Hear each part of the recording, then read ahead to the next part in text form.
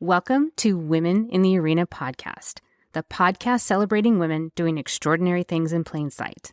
I'm your host, Audra Egan, and our mission is to elevate the value, strength, and resilience each woman brings to the world. Without further delay, let's go ahead and start the show.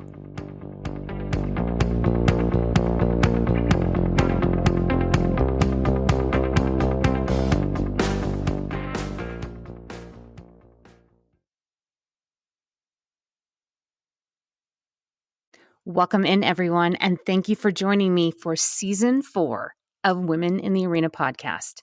This season, we are going to challenge ourselves.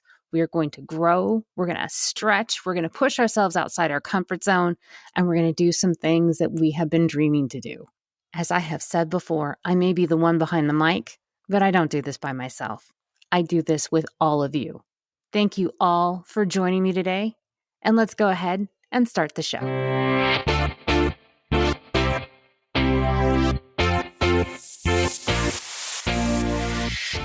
Welcome in, everyone, and thank you so much for joining me this week. This woman that I have with me today, I have Rana Sabra with me, and she is what she refers to as an unapologetic entrepreneur. She is a business advisor, a founder, a mother, a wife. She is a university professor, a public speaker, and she is dedicated to supporting women everywhere. It is my pleasure and my honor to introduce to you Rana Sabra. Rana, thank you so much for being here and welcome to the show.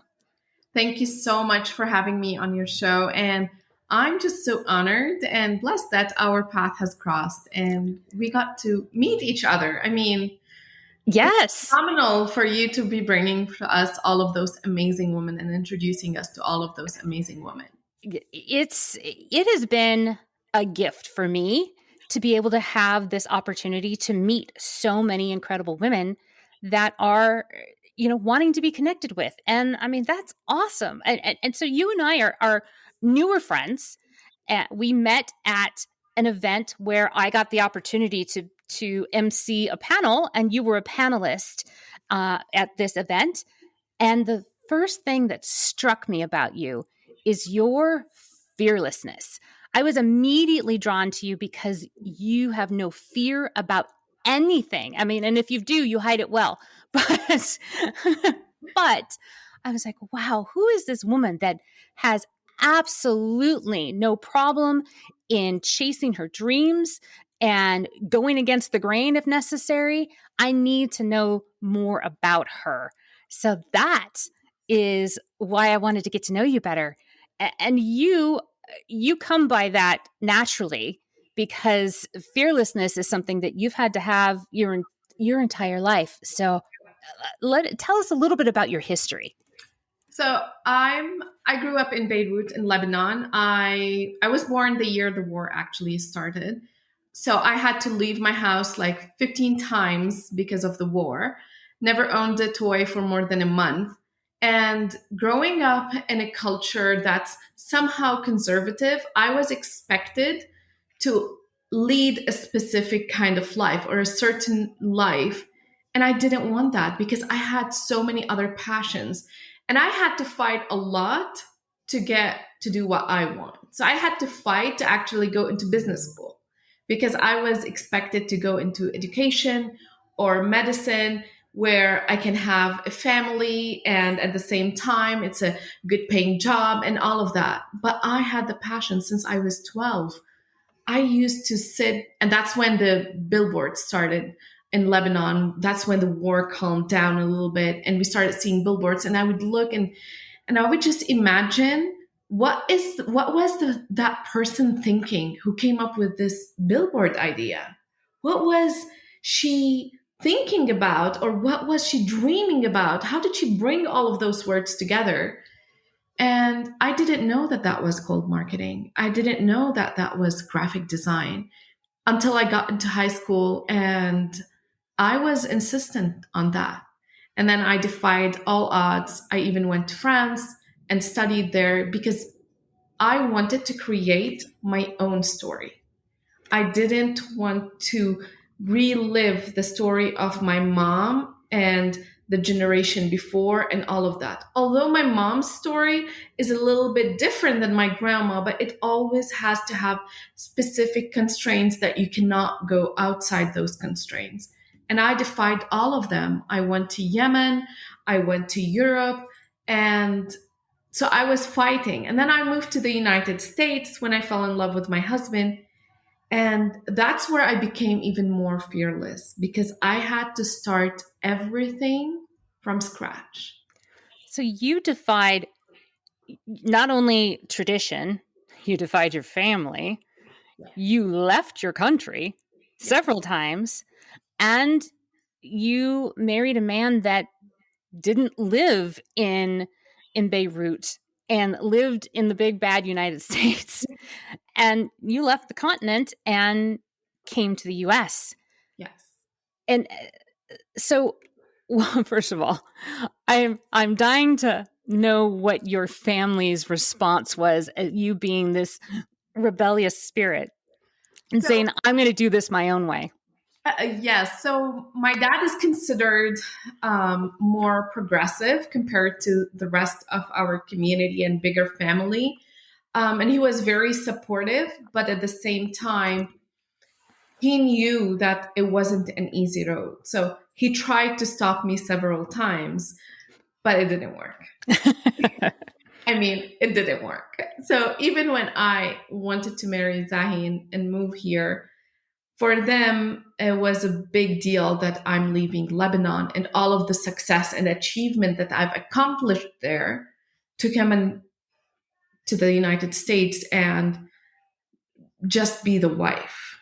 With all due respect to all the housewives and all of that, but because they saw how much I fought for what have accomplished. So I had to recreate myself in the United States so that I stay true to who I am, which is that fearless woman who actually rewrites her story every single time she needs to. So, what did you write when you first came to the US? What was it that you decided was going to work for you at the time? And I want to at least acknowledge what you just said about rewriting your story when you need to, because I think that more women need to embrace that your story gets to be rewritten anytime it needs to change. Exactly. So actually, this would be not an advice, necessarily advice to any woman who's relocating anywhere around the world, because a lot of us, we do have circumstances, love, opportunities, whatever, we relocate. At the beginning I was resisting it because I wanted what I had and I couldn't bring it with me here, the success, the career, and all of that. So I was very resistant to it. And then I tried to go back to the normal way of finding a job, 9 to 5, having a small family, hustling, and be happy with that. I was miserable. I was completely miserable. So, and I wanted more people around me. And then I got pregnant and I didn't have a lot of friends and we didn't have any family here. And it was very devastating for me that I'm all by myself because the culture is much more, everybody is collective back home. So my husband gave me the idea, why don't you start a meetup group? And I did. And I called it AZ Moms 2013. And that was the year my daughter was going to be born. And I ended up having a Facebook group of almost 300 women who were pregnant in Arizona, having babies around 2013. Wow. You just created a Facebook group and said, Yeah, "Hey, I'm a mom.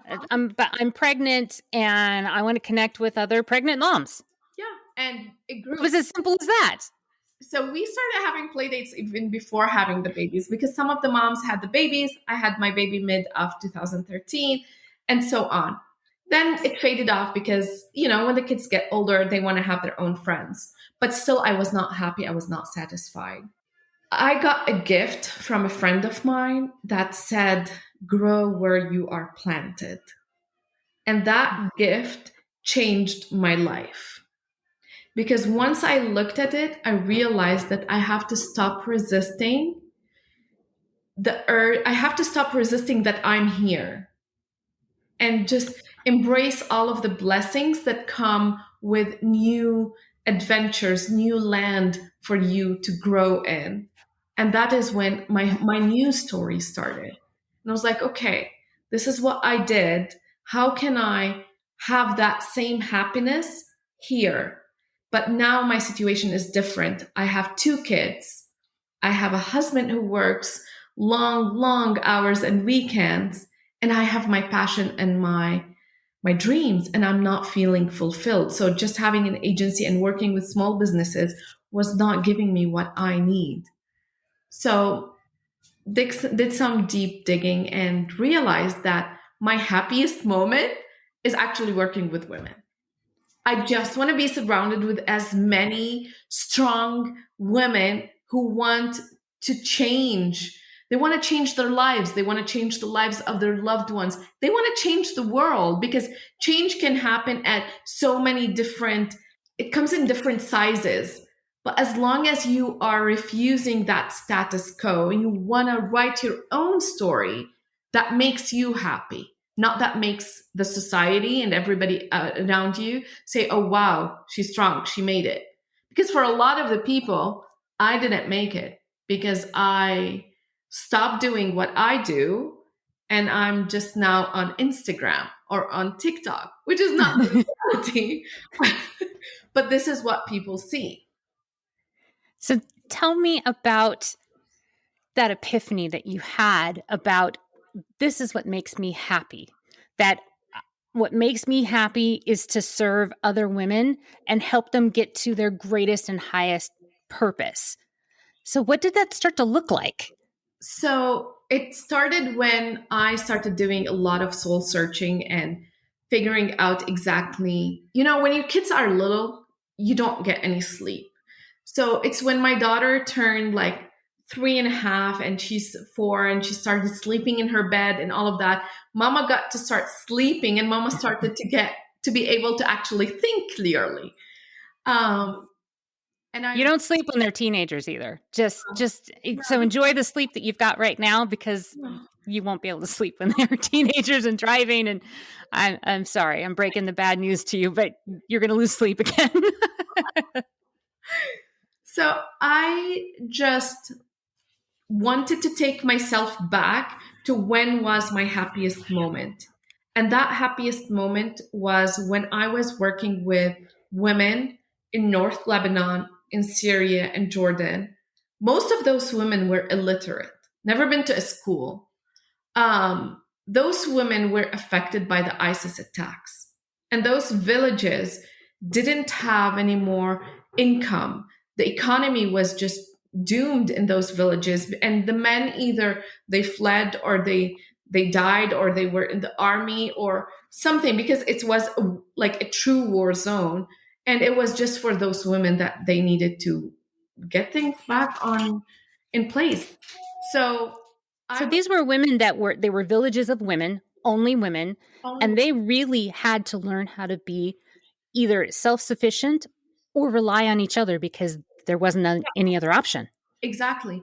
So the first step was doing the feasibility study, and a lot of the international organizations brought trainers who taught those women how to make homemade jams, homemade soap, how to be hairdressers and tailors, and so on. And then I came back in and I taught those women how to sell those products and services and the new skills that they just learned. And that was the happiest moment of my life because seeing that spark in those women's eyes and knowing that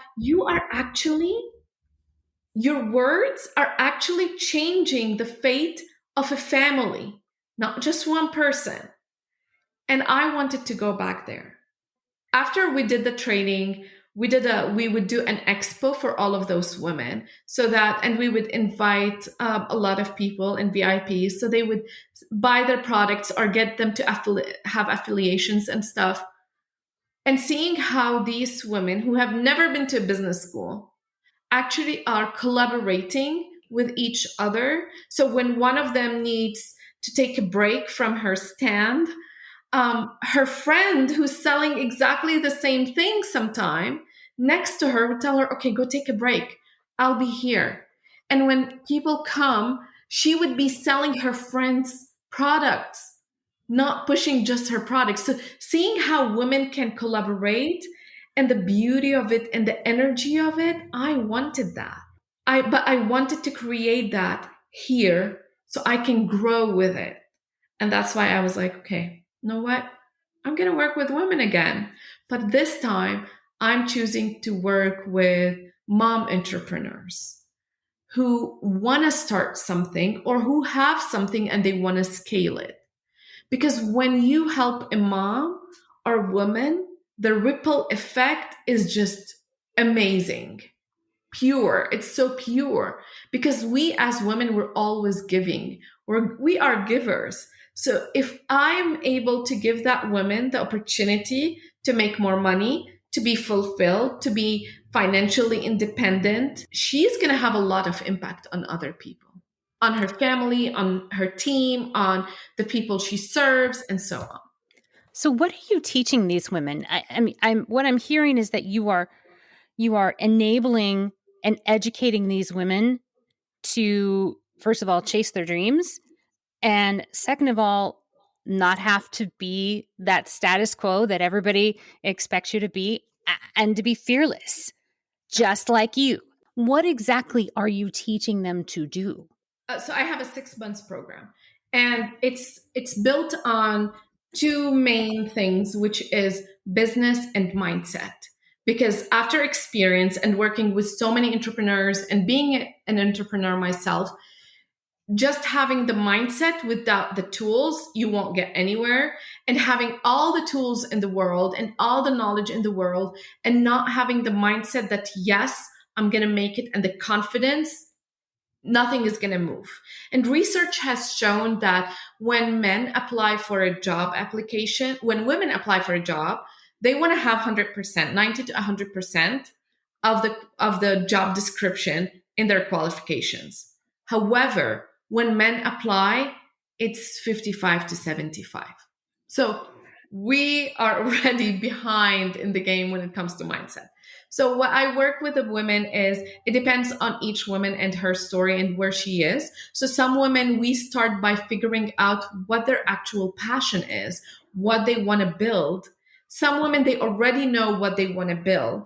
And then I take them through the different steps to growing and building the business. So I teach them the marketing, the science behind it, but also by creating a process, so that a process that it is efficient and effective. Because you go online today and you see a lot of the advice, and all of this advice is coming from different places. And it's unfortunate that a lot of this advice it works for, I want to say, it works for the outliers. It doesn't work for Mm, everybody. that's important to know. Building $1 million business just by Instagram, it's an outlier who can actually do it. A mom Mm. who has to run a household, who sometimes has another job, and is not on Instagram 24/7, cannot build $1 million business just off Instagram. So what I do is I come in and I give them the set of tools, and we create a process where the business is not taking over her life. Because again, the biggest thing I stand behind is, and that's how I rewrote my story, because when I had my girls, everybody told me, including my family, that, and my friends and everybody, you don't need a company. You don't need your own brand. Just be a university professor so you can pick up your kids and drop off your kids, and make sure that dinner is on the table. And I refused that. It's not because I don't love my kids and I don't want to be there with them every dinner. It's just because I don't want to give up anything. I don't want to give up my time with my kids, and I don't want to give up my dreams and my fulfillment. So I don't want to choose. I want it all. And that's what I teach my women. It's how to have it all with mindset and business tools. You're modeling this for your girls, Yeah. which I think is really important, that you are showing your girls, you're teaching them right from an early age, because they're young, to be fearless, how to rewrite your story, and that you don't have to settle. And so you're helping to change a generation of mindset. I hope so. So my girls, they tell their friends that, oh, so for example, when I have an event or I have a big project launching, my girls are working with me. They are part, when I redesigned my home office and I decided that this is what I'm going to be doing, I brought my girls in, and I started asking their opinion about the design and all of that, because they have to understand that they are part of the business, and the business is part of our life. It's not two separate things that are competing for my attention. They're all my babies. You're teaching them how to be an entrepreneur from a really, really early age. So then it's not so foreign for them. They probably won't have to have the same struggles of being an entrepreneur like you have, or like I have, or many women out there, where we're just, quite frankly, we're making it up as we go along, with through trial and error and Yeah. failing until we succeed. And they're getting a roadmap, which is amazing. And I like this, what you said, failing until we succeed, because the number one lesson I teach my girls and my clients is, because it's based on my own personal experience. So it's never fake it till you make it. Because if you embrace, and that was an advice that was given to me when I first moved here, because I was anxious. I mean, I'm coming from a European background, education wise and work wise, and all of that. And I'm coming to the United States, and I studied in France, and I would go for job interviews, and people would ask me if I speak English because I graduated from France. So it was a struggle. And then somebody told me, fake it till you make it. And I tried that. And guess what it does?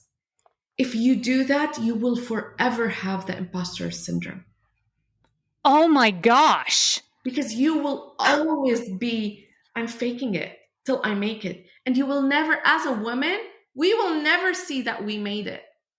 Oh my gosh.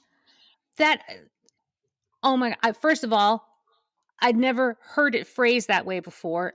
And oh my gosh, you are 100% right, because we all as women are struggling all the time with imposter syndrome. And we already struggle with, we're not giving enough, we're not good enough, we're not this, we're not that. We got to change the language and, like I said, lean into the fearlessness of being willing to fail. Exactly. So if you go on social media and you're trying to fake it so that people would actually think that you're a millionaire and you've got it all under control and your hair is always perfect, your makeup, you are not showing people authenticity. And people want that authenticity. And if something social media, the advantage of social media is that people now can tell, because they can see you, they can see your eyes. So just stop faking it. You're good. You're amazing the way you are. You're going to be able to attract the clients right now. Learn as you go, learn with your clients. It's okay. It's okay if we learn together.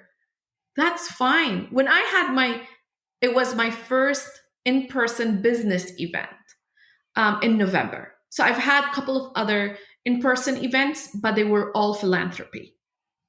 So this one was a business branding boot camp. And I was very honest. I told everybody, hey, welcome to the first event, because it's the first one. And I said it. If let me know what you like, what you don't like, we can switch things around while we're doing it together. We're learning together. So just be you. You're enough. You're one thing I wish every single woman would truly listen to this one thing. Just you waking up in the morning and sitting behind a computer or going to meet a client and deciding that you want to do a change, whether that action you took actually made a difference or not, failed or was a success, doesn't matter. Just you wanting that change makes you in the top, puts you at the top, because there are so millions of women out there who do not have the courage to say, I want more. Not even to seek more, but just to say, I want more. So you're saying it and you're actually doing something for it. Hallelujah. You're amazing. Absolutely. And we're trying to change that, because I've said many, many times, I am trying to change the world one interview at a time, one woman at a time. And so are you. You're doing it through your clients. And you had talked about collaboration and what remarkable uh, results are from collaborating. And you talked about it for the women that you dealt with in during the war in Lebanon and ISIS and all of that. Well, I was privileged to go to one of your events that you just put on a couple of weeks ago. And I want to highlight this for the audience because it it was so amazing. The energy of this event has stayed with me, and it's 2 weeks ago. And Rana invited me to a vision board party. I'd never been to a vision board party. I didn't know there was such a thing as a vision board party. I'd made a vision board, I think, in high school, but I hadn't done one since. I didn't know what the purpose was. I didn't know. I had no idea. I didn't know what the activity of cutting things out of a magazine would do. What I want to set the stage for you is Rana opened her home up to 30 women. Yeah. Was there 30 of us there? 30. And I knew 3 women there.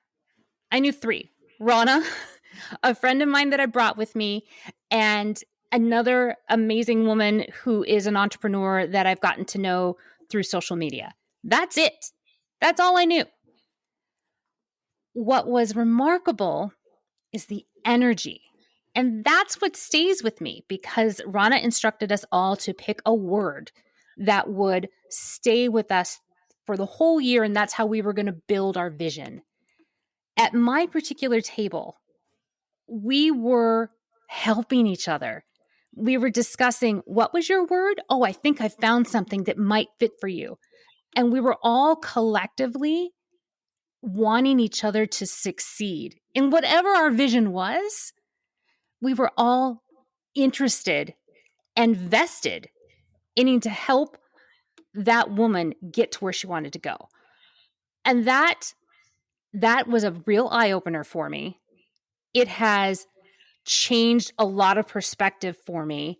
And I can't wait to do the next event because, like I said, the energy of that event just fills me up every time I think about it. Anytime I need a little pick-me-up, I think about the energy of that event and how just amazing and remarkable it is that when women come together that are cheering for each other, Yeah. magic happens. Yeah.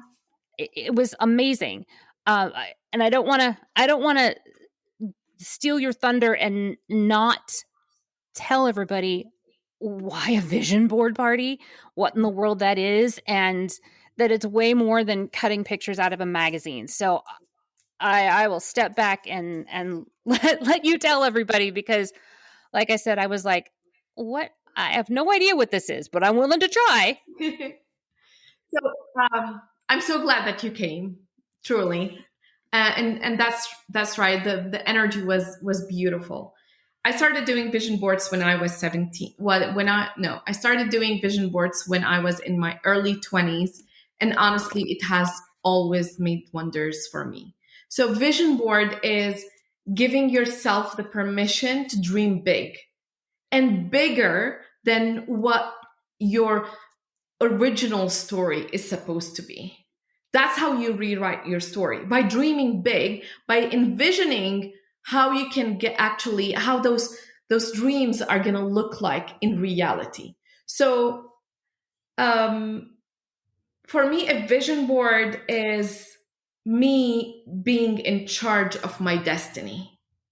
Because every morning when I come into the office and I look at those pictures, I have something that drives me to work faster, harder, more efficient, with more passion, because it reminds me. There was a study that was done and it showed that the number one reason why people do not achieve their goals is because they forget about them. So your Oh, vision board interesting. is there to remind you, because you remember, like when you wake up in the morning, you're brushing your teeth, you're getting your hair done, you wash your face, and all of that. All of those actions, you're not thinking of them.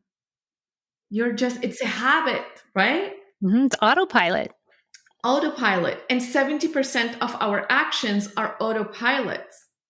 So we need that constant reminder in front of us so we can constantly be changing our habits and working towards our actual targets and our actual goals.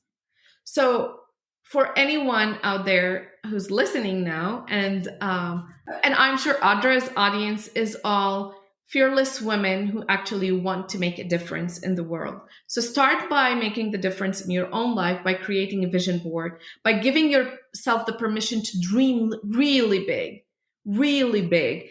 And then, but first of all, you have to be super honest with yourself. Oh, yes.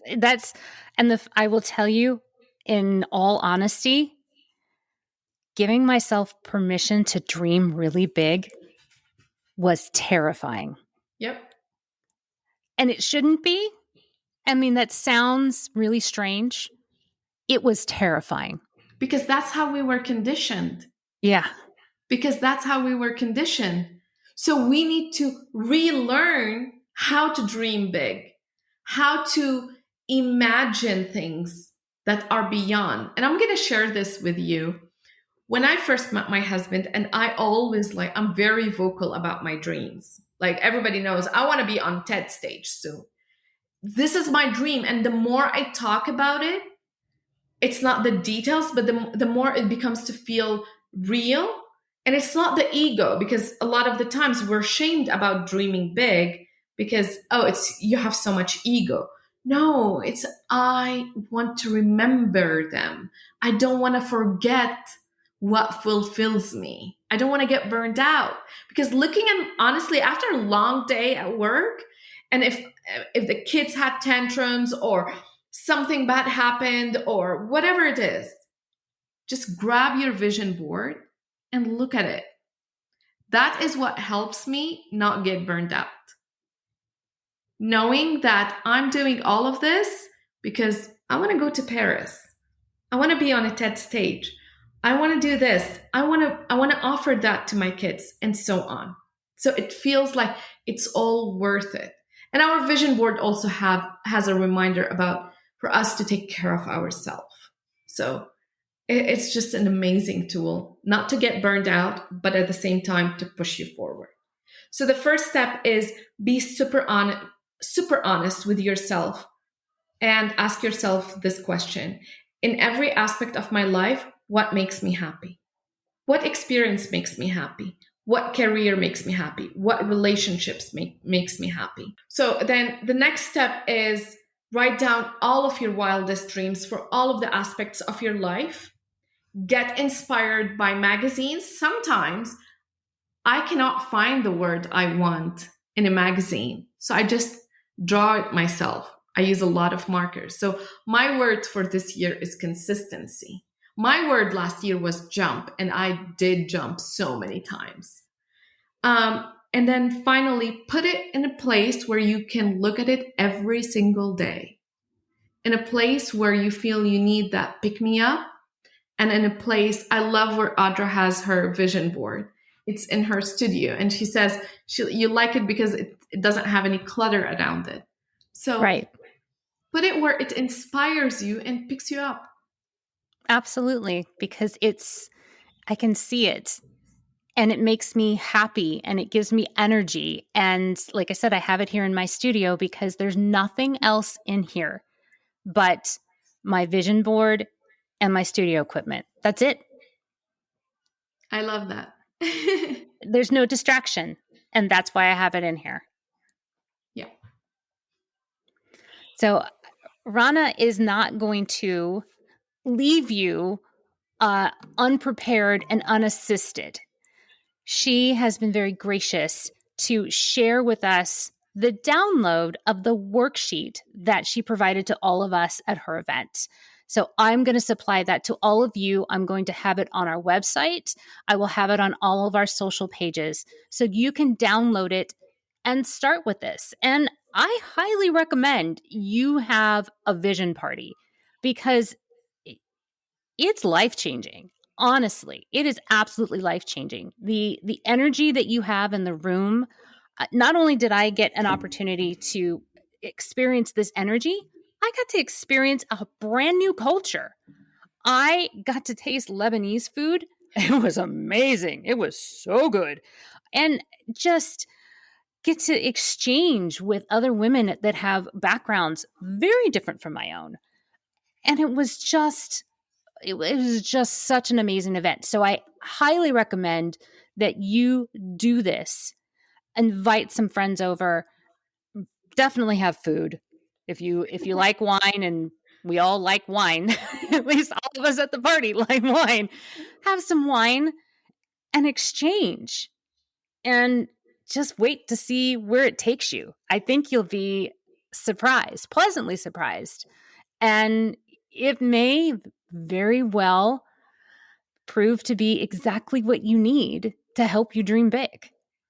Yeah. Yeah. Just play by your own rules and recreate your story as many times as you need, as long as it's your own story. It's no one else's story, just yours. So, what is your next big crazy dream? I'm actually going to announce it here on your podcast. So I'm on a mission to interview 1,000 women from all around the world to actually understand what is, because I'm a researcher. So I have a doctorate in business and I did research on consumer behavior, why people buy what they buy and how they buy it. So now I want to do the research to understand what makes women successful. What are the catalysts that makes a woman that huge guru in her industry, in her field, in her business, and so on. And I want to see how the different cultures perceive success for women so we can come up with a way for all of us to collaborate, where the East and the West can actually connect and learn from each other as women. And it's not like one part, because I've worked and I've studied and I've collaborated with women from all around the world. And I can tell you there's no one place where women are better than other. In every place, in every location, in every country, there is the benefits that women receive, but there's also the sidebacks and the where the women have to sacrifice. So I want to just be able to bridge that gap between us all around the world and learn from each other. So this is going to be the big thing I'm working on. So if you have any women that inspire you and are strong, I would truly appreciate a recommendation so that I can get in touch with them, because 1,000 women is not easy. No, it is definitely not easy. I've been doing my podcast for a year and a half now, and I think I'm only up to 70. So it takes a while. But I will tell you that each and every woman that I have interviewed has inspired me in some way. They have changed me in some way. And I will be very happy to introduce you to them and any other women that may come You in come. my research. I Yeah, can have you in my research. that would be fantastic. If the audience is hearing your story and are they're standing on that edge of wanting to rewrite their story and they're wanting to be entrepreneurs, how would they get in contact with you? They can reach me on my website. It's Rana, Rana, Sabra, Sabra.com, or on my Instagram. It's Rana, Rana, Ssabra. So Instagram or my website. And I just want to say one thing. Whether you are starting a business or you're scaling a business, do that with a mindset of abundance and not scarcity. The more you feel abundance, there are tons of clients out there. There's tons of opportunities out there for you. You're not competing with anybody. That's how all the opportunities will come to you. To be fearless. To be fearless. Yes. That's absolutely amazing, amazing encouragement. And I appreciate you so much for being here with me today and sharing your story and your wisdom on how to design your own life and to be fearless. Thank you. I'm just so honored to be here and to meet all of your awesome audience. You know what? We are a community, and I love building this community one person at a time. So thank you for being part of this tribe that we're creating. That's beautiful. Thank you so much. Thank you. And thank you to all of you for being here with us this afternoon. And we'll see you next time. That's our show. Thank you all so much for spending your time with me and continuing to support this show, this community, and our endeavor to change the world one interview at a time. If you have any ideas for a new show or for a guest that you'd like me to interview, please reach out to me at audra@womeninthearena.net. Thank you again for all of your support, and we'll see you again next time.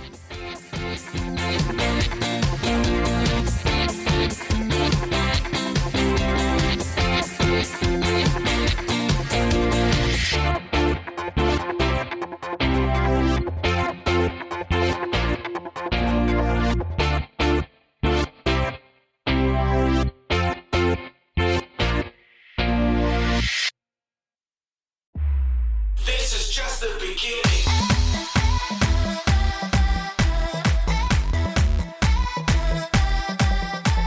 That's our show. I am so grateful for each and every one of you and your unwavering support and your continued belief in this movement that has become much bigger than me, much bigger than just a podcast. It has become this forward momentum that we are all doing together. If you are ready, or you know somebody that is ready to tell your story and share your value with the world, please connect with me. You can reach me at audra@womeninthearena.net. I am so honored and thankful that you will share your story with me, and I'll make sure that it is well taken care of. I will never stop thanking each and every one of you, and I cannot wait to talk to you again next week as we share another woman's story and we celebrate her doing extraordinary things in plain sight. We'll see you next time.